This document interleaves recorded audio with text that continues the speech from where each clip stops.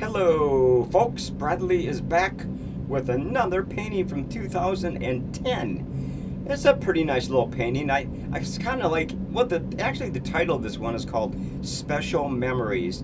I was kind of like in a mood for kind of a Christmas type painting with snow floating down and stuff like that. It's a typical 12 by 16 hardwood canvas covered with white gesso. So basically, you can buy these at any art supply stores anywhere, any art stores. Doesn't make any difference. They're the same as stretch, except they're actually hard as plywood, like I said, covered with white gesso. So basically, you get started right away if you got a scene in mind and you want to get kicking right away in a painting. But like I said, I did this back in about 2010, and what I wanted to kind of like put across is kind of like a winter on the tundra painting. Now I actually got myself a little slider here. So basically, if you look right here, right there, there's a little cabin right there, right? With smoke coming out of the chimney and stuff like that. I thought it was kind of a cool idea. If you notice all these little white specks here on the canvas and kind of floating down, that's actually snow. I wanted to kind of put across like a little light snowstorm and stuff like that, because I was at that particular time I was really in the mood for Christmas paintings. I probably did this when we had winter here in Minnesota that particular year and stuff like that. So I basically wanted to kind of create my own little world out in the tundra, maybe like I said, some guy lives out there, he's living off the land, like I said in one of those earlier videos, and he just wants to be left alone. It's got a little cabin, there's a little lake right down here and stuff, frozen over lake, and then I got the sky, of course. I kind of wanted to make the sky a little bit dreary looking. It would just come hovering clouds, and they're kind of like streaking back and forth and stuff like that. There's a teeny bit of red or something in there. Of course, you got the darker areas here with the stars are more visible and stuff like that. But like I said, if you notice all these snowflakes going all the way down, that's actually, I kind of dotted the surface of the painting with the little white dots that kind of represent snowflakes. Because I think I was kind of, like I said, I was kind of like in the mood for like a Christmas type painting. And I wanted to kind of put across, like I said earlier, some type of a little fluffy snow falling type of painting. That make any sense? Actually, I got this little this is what the pointer I was talking about. I got that in the mail, so I can actually do this kind of stuff without bringing my big globbing hands over there. Like I said, it's 12 by 16 canvas, and I really like the way this painting turned out. I actually looked kind of better than the actual painting. The actual painting is a little brighter looking than this, so I kind of darkened it up slightly with my webcam, and basically if you look at all, of course, if you look right down there, that's my signature, of course, 2010 Bradley Enfield, or Bradley Thomas Enfield, whatever you want to call me, it's fine. But anyway, like I was talking to my other two previous paintings, I just wanted to kind of make something that really, I was in a really mellow mood when I painted this up. It probably took about probably about 2 weeks, maybe 3 weeks. Because like I said, you kind of start with the top of the painting, the sky, and you kind of slowly work down. When you're satisfied with the sky section, then if you look at all these little black sections down here, right down there, that's just like a line of pine trees. And over here, of course, is pine trees in the dark. No snow. You can't really see too much back there because you're really talking about shadows and stuff like that. And most of the stuff you can actually kind of see a little bit down here if you look real closely at the bottom of the sky section. So actually, I think this painting really turned out nice. I got a lot of compliments on this painting. Let me get some water here first. I've still got kind of a messed up throat a bit, so I'm just trying to keep moisture on it. It's really nagging. I like my pine trees, the way the pine trees turned out here. I wanted to, of course, have snow on the leaves and everything like that, on the branches, because I felt, if you're going to make a winter painting, of course, you want to put snow everywhere, and all the twigs below on the ground, on the roof of the cabin. If you look right here, there's lots of snow on that cabin with the little chimney and smoke coming up. And there's really not much to explain in this painting. It's a pretty simple painting to do. I was really in the mood for something. Maybe I was watching all those Christmas movies at the time when I was still painting, back between 2000 and 2013. I think that was the years I was most active, 2000 2013. But we're going to be active again. I just wanted to show you one of these paintings. There are actually a whole series of these paintings. I probably have about 15 or 20 more of these I could show, which I probably will be on YouTube in the upcoming weeks or months or whatever, whenever I have time to do this. I did one of my other, I did Spidey Presents last night doing Uncle Buck, the movie review, so I wanted to come back with this tonight because I felt like this was kind of cool to do. And I really enjoyed painting this painting. I really enjoyed it a lot. It was just really fun to do, man. Because you really don't have to deal with so many colors. You're just dealing with blacks, whites, Payne's gray, stuff like that. It's really pretty close. I mean, there's only probably about 6 or 7 different colors. There's some greens you really can't tell because they're covered with snow and stuff like that. So it's actually just more of a winter snow floating down to the ground type of a Christmas type painting, It really doesn't, I mean, like I said, there's really not much, there's not really much of a story here. I just wanted to kind of do something that kind of represented a Christmas type of a painting, and mellow, relaxing, out in the wooded areas on the prairie, it's just nice and mellow with snow coming down, a few cabins here and there, a frozen over lake and stuff like that. I just wanted to kind of, like I said earlier, I just wanted to kind of put across something that was really mellow, really peaceful looking, and really, you look at it and you go, hey, that's not too bad, and very relaxing, really relaxing. So, I mean, I would, like I said, we're up to about 6.5 minutes. I'm not sure how long I'm going to make this video. Of course, I'm right back here. See, I'm right there. Of course, I'd have today off and the next 3 days off too, so I can do more videos. Like I said, I did last night, Spidey Presents, doing that movie review of Uncle Buck, John Candy movie, but that's last night. This is tonight. So I would really appreciate it if you would comment in the description below. Tell me what you think about this painting. Like I said, like I said, there's really not much to explain here. It's a pretty basic, simple, slap the paint on the canvas and just come up with your own particular storyline, so to speak. I mean, when I was doing this painting, like I said, I wasn't thinking much about a story. I just kind of wanted to, have a slight Christmas type painting, with snow and relaxing. If you look out, if you live in a winter state, right? You look outside and it's snowing lightly. It's dark. It's nighttime and stuff like that. It's really mellow and peaceful. That's why I wanted to kind of come across here. Sort of like if you're, like I said, like they just said, you're looking out the window, right? And it's nice and mellow, and there's hardly any cars driving around. You got nice, a decent snowstorm coming down. It's very relaxing. So that's what I really wanted to kind of come across, like I just said about 80 times. Just something that kind of, you look at it and you kind of go, oh, that's really nice. That's kind of peaceful looking, man. And that's really what I'm about. I like to create little scenes that kind of make people think about the scenes. People reminisce about the scenes. If they love winter and stuff like that, and Christmas, which I happen to love.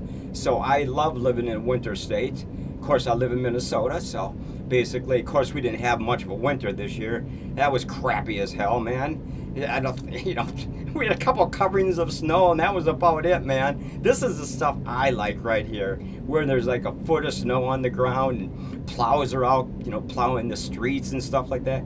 People are, stomping around with their winter clothes on, going to their job and, just walking around at night. Because I live really close to like 4 or actually 5 really nice lakes here in Minneapolis. And basically, when I go walking in the wintertime around some of these lakes, especially in the wintertime, it's absolutely stunning to see these lakes, man. The snow is just floating down. They're covered with, the lakes are covered with snow and stuff like that. Oh my God, it's just beautiful, man. It actually gives you ideas of how to do a future painting. So basically, I mean, I could go down there and photograph like Lake of the Isles or Lake Calhoun or Harriet or whatever. And I shouldn't be telling that, that's a dead giveaway where I live. Oh my God. But anyway, that's actually great eye candy if you're really into photography and doing artwork and stuff like that. I mean, you take some photos and you bring the photos back and go, I'm going to paint this. I'm going to paint that painting. I may not be able to do a great job on it, but I'm going to give it a shot anyway, right? You got to give it a shot. I mean, that, like I said, when I first started, like I repeated myself like third time or fourth time.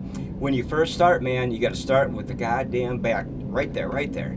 The sky is the key to getting your painting started.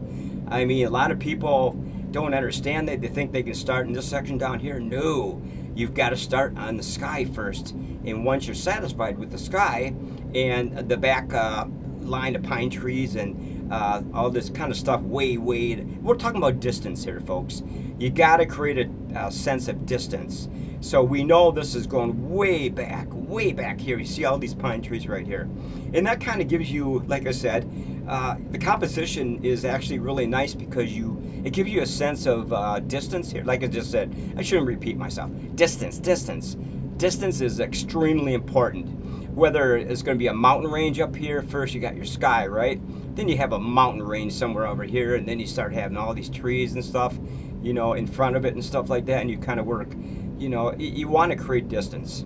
It gives a better sense of depth on the painting, and basically it gives you an idea of how you should set up your composition and everything like that. Yeah, like I said, I'm not really used to doing all these vocal things on my paintings. I'm just trying to explain kind of how we do these paintings. There's really not a lot of magic to it. It just takes practice. I keep telling people, you got to keep practicing.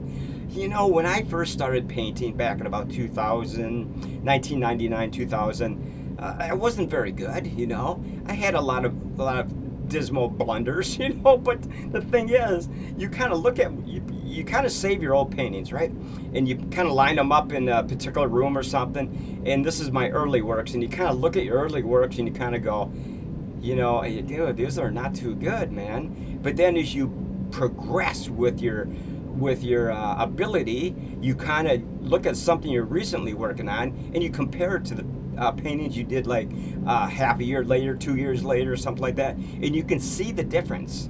It just takes practice, folks. Practice. You got to keep practicing. You should be able to learn from your previous mistakes. I should just call them mistakes. But like Bob Ross would always say, they're happy little accidents, happy little mistakes, he was one of my favorite people to watch on PBS and Channel 2 here in Minnesota, and stuff like that, when he used to do his half-hour show, weekly and stuff like that. So, but his paintings he knocked his paintings out in about a half hour. I take weeks to knock my paintings out because I kind of want to do all this detail and everything and try to create a story for the viewer to look at and stuff like that, and they kind of make their own ideas of what's going on over here, what's going on way over here, what's going on way down here. You could see maybe there's a bunny rabbit down here or something, there's like there's wolves running around way over here somewhere. Yeah, I mean, you could come up with so many excuse the language, you could come up with so many ideas here. It's it depends on how much of an imagination you got, how much work you want to put into these paintings, right? It's extremely important to put detail on. I keep stressing to people who are starting painting and who've been, they don't understand about detail. Detail is extremely important, especially if you start to get a little bit better and better at your artworks.